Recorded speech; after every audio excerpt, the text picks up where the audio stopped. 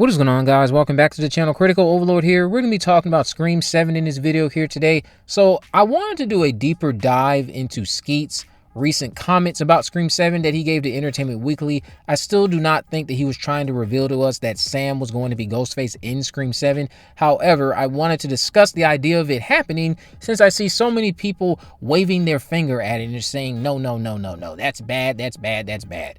Now, as a refresher, Skeet said, I've been vocal about that. I'm not, in regards to the fact that he is not going to be appearing in Scream 7. When we talked about coming back for 5, it was a 3-picture arc for Billy Loomis to slowly turn his daughter into the killer.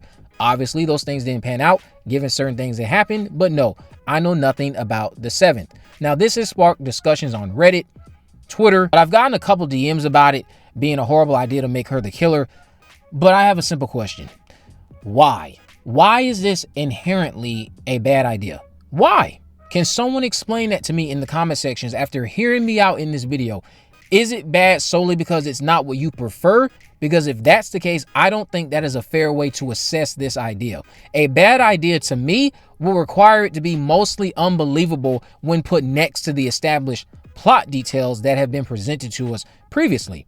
There is nothing unbelievable about Sam going bad considering everything presented in both Scream 5 and Scream 6. Similar to how there is nothing inherently bad about Sydney going down the dark path. The issue with Sydney this late in the game is that's it. It's just too late in the game. As far as I'm concerned, and I know as far as many of you are concerned, it's too late to do that. Had you pulled a trigger like that in Scream 3, making Sydney Ghostface, me and many others probably wouldn't bat an eye about it. But Sydney has survived enough, gone through enough. There's been this whole arc around it, and it's like, okay, don't undo all of that. It would be like a slap in the face to the character. I say all of this to remind everyone that execution is what matters most. If Sam Carpenter was Ghostface in Scream 7, it could have been handled in a competent or incompetent capacity. It's not a destined to be incompetent kind of storyline to explore.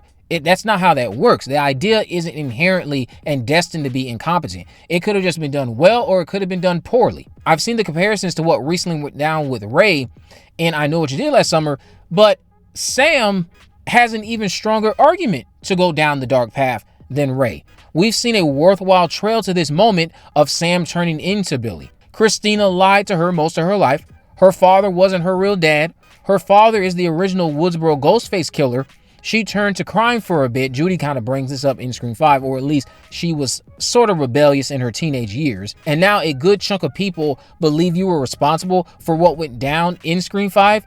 That's a pretty decent list of reasons to be pushed over the edge, because you're trying to be the good person you've always been, but so many people around you call you a murderer. They want you to be the villain. That can take a toll on your mental and how you view yourself. So why not be the villain in Sam's mind? Why not be the villain?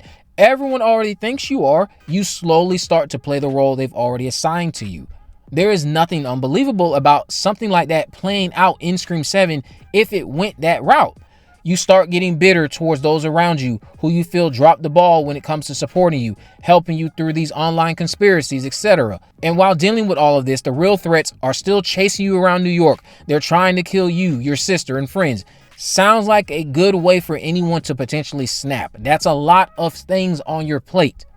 Who's to say these experiences don't convince you to take matters into your own hands next go around? You orchestrate the next spree. You're targeting all the survivors connected to Woodsboro in an effort to put an end to it once and for all. You target your mother because she is the main source of your instability. She lied to you for your entire life. You can target Sydney because maybe you feel that she wasn't there for you enough in between Scream 5 and 6. And it would have been nice if she had been, due to her finding her own way out of a similar darkness. But no, she left you to fend for yourself. And with this kind of motive, it ties directly back to what Sam asked Sydney at the end of Scream 5. Am I going to be okay? Or something like that. And Sydney said, eventually. And here we are in Scream 7 with those words aging quite poorly, but still, they set the stage for where we are now. You are not okay. It did not get better, and you've allowed the darkness to consume you, and it's playing out in front of us on screen. I don't see anything wrong with this angle of Sam being Ghostface other than the fact that people just do not like seeing protagonists turned into antagonists. There is no real fair assessment of it other than it's just immediately dismissed because it's not the idea that you would like to explore. I think people have a disgust towards storytelling that makes the protagonist and antagonist, and I find it very unfair to the art of storytelling. Not everyone is going to remain a law-abiding citizen after being exposed to certain things. Not everyone is going to get a happy ending. It's just that that's what we'd prefer to see in these films, and I get that because I want that for Sydney, as do many of you at this point, because it's just been so long of a story that I feel that undoing it by making Sydney snap is a disservice to her character. But Sam, no, she just got here.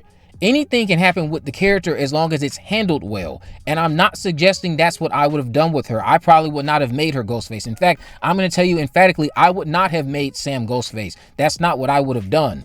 I'm only pointing out how there's this immediate disgust towards things that are not the norm. The norm for this franchise is the final girl overcomes all the obstacles and gets a happy ending of sorts. But why does Sam's story have to conclude exactly like Sydney's? Why do all of these stories related to mental struggles have to end on a happy note? Not everyone's journey with mental health and things that are impacting their mental health is going to end positively. Sam's story doesn't have to end like Sydney's. It's not like the ingredients for her embracing her dark side haven't been shared with us. When it comes to storytelling, even if I wouldn't have made certain creative choices, I want to try to be fair with the product that exists. If Scream 7 chose to do something that I disagree with by making Sam Ghostface, I would try to engage with it accordingly, because my disagreement of it should not override the fact that that is the reality. And I now need to engage with two things: if it makes sense and if it was executed well.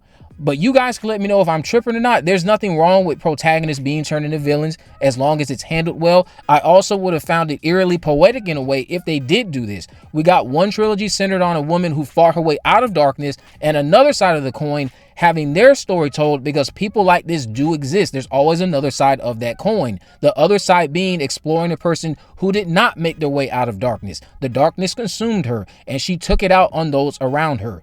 And if I'm being honest, even though I wouldn't have done it, Sam as Ghostface sounds way more interesting than Christina or Leslie, which is what many of you were theorizing and expecting. So that could have been a wonderful surprise to see. But like I said, I don't think Skeet was revealing who Ghostface was originally going to be. It seemed like he was just generalizing the role he would play in the trilogy, and that's him slowly trying to turn Sam into a killer, which if I were the one handling it, she would have done the same thing she did at the end of Scream 6. She's not going to embrace the dark side. She's going to go on to be a good person. But you guys let me know what you think about all this down in the comment section below. If you haven't already, of course, make sure you go ahead and subscribe, turn on post notifications so you can never miss a video. In the description, I'll have links to all of my social media accounts. I'm on Facebook, Twitter, and Instagram. You can message me there, of course, to let me know if there are any movies, news, or reviews you'd like me to cover in the future. And with all that in mind, guys, I will see you in the next video.